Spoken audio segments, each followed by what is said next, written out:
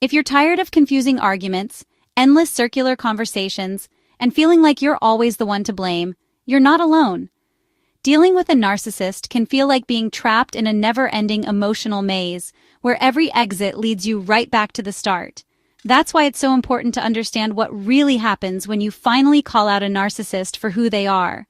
It's not just about the words you say, it's about the storm that follows. Trust me, the drama is next level. Here's what goes down when you pull back the mask. So you've pieced together the signs, connected the dots, and realized someone in your life is a narcissist. Maybe a partner, a friend, or even a family member.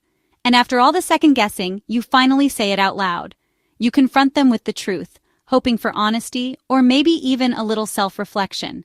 First, brace yourself, because narcissists hate being exposed more than they hate being ignored. For them, exposure is like a threat to their very identity. Their first move? Deny, deny, deny. They'll insist you're mistaken, that you're making things up, or that you're just being dramatic. They'll act shocked, offended, or even insulted. Me? A narcissist? Never! But underneath that performance, they're panicking, scrambling to regain control of the narrative. Next comes the blame game. Suddenly, it's your fault for bringing it up, for being so negative, or for misunderstanding them. You're too sensitive, too emotional, too crazy, or just jealous. They'll use any label to make you doubt yourself and shift the focus away from their behavior. Some might even flip the script and call you the narcissist. It's a classic move, turning the tables so you're suddenly on the defensive.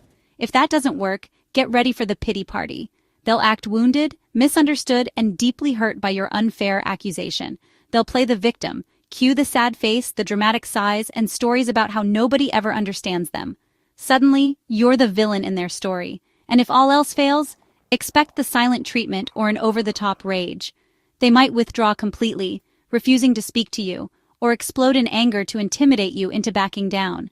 Either way, it's all about shifting the spotlight away from their behavior and avoiding any real accountability.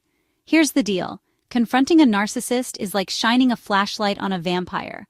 They'll recoil, dodge, and do anything to avoid being seen for who they really are. They'll do anything not to get caught in the glow, even if it means rewriting history or turning everyone else against you.